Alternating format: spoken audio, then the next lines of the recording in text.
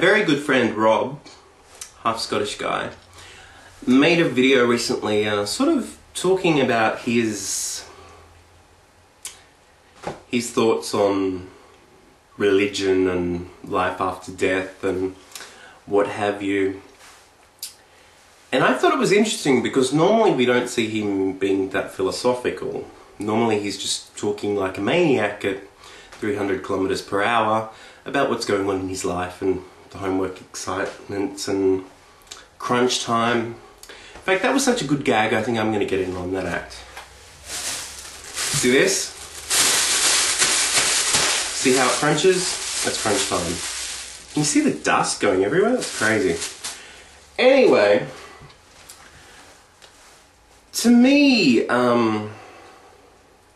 what Rob was talking about sort of works on two levels. Firstly,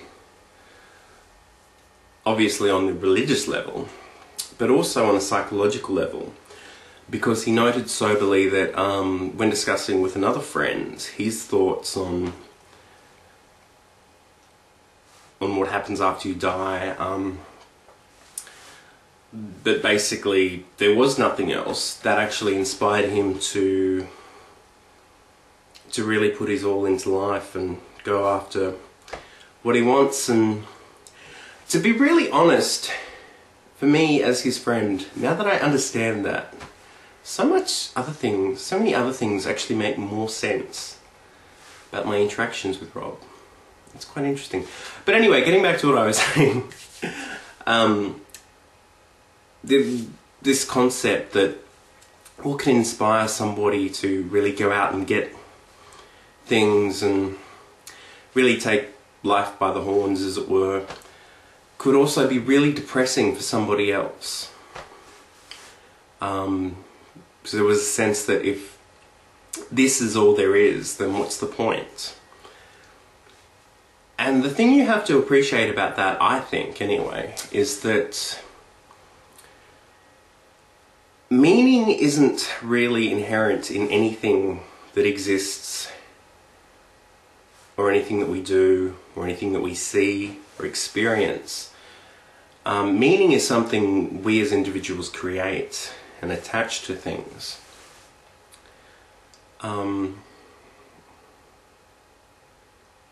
Because I mean, even as a culture, I could say, you know, certainly in this country, that we associate a red light with stopping.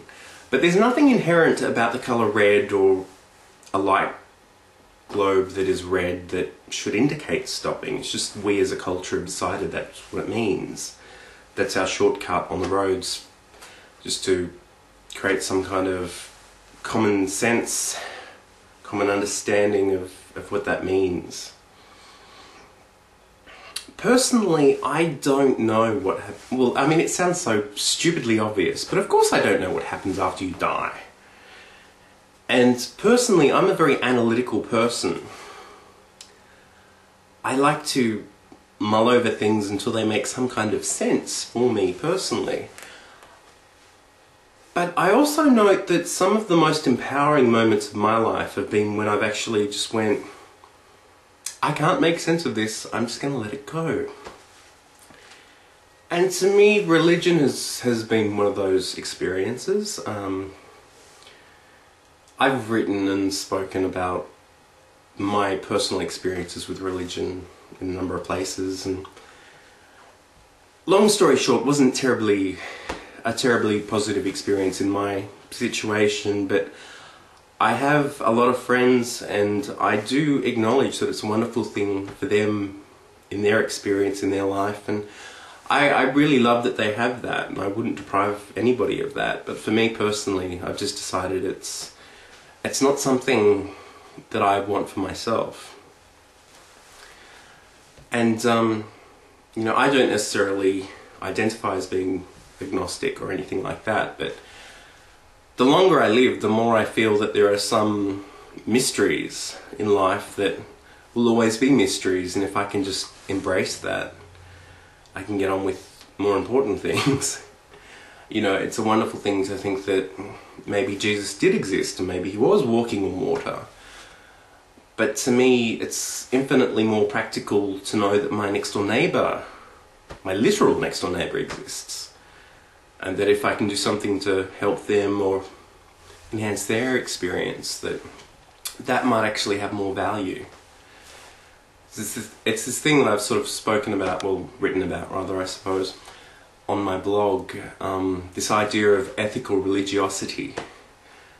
That the thing about religion is that it embraces and creates and embellishes all this stuff that's surrounded in mystery. And we give it a lot of credibility, which is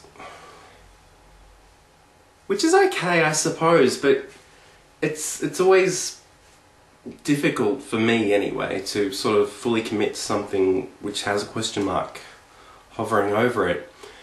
And what I would really like to see is just, firstly, everybody treating each other like human beings. That we all embrace humanity first and foremost. And that if we do have a religious tradition, that we revel in that, perhaps, for ourselves. But resist the urge to inflict it upon other people. Because I don't know about you, but this has always baffled me. Why do people... I can't think of anything, to my mind, more personal than an individual's relationship with their creator. And yet it's turned into something, such a... I always talk about it as being a kind of a group sport, or a group activity. And we run into this situation where everybody's sort of comparing notes, and everybody has to think the same and act the same. And you have all these splinter denominations, and I mean, even right now, in the Anglican Church, there are great divisions surrounding homosexuality and women in the clergy, and it's just, I don't know, it just strikes me as really odd. You know, if I, as an analogy, if I had an intimate relationship with another person, to my mind that would be between me and that other person. I wouldn't really need to go and get the advice of a third party necessarily. It doesn't make a lot of sense to me, but yeah, so that's just my thoughts on that. And check out Rob, I know you're all watching him, because he's got bazillions of subscribers. Do you like that? Bazillions of subscribers! But he is pretty awesome. I love Rob. Watch John of Jordan, 'cause he's probably watching you.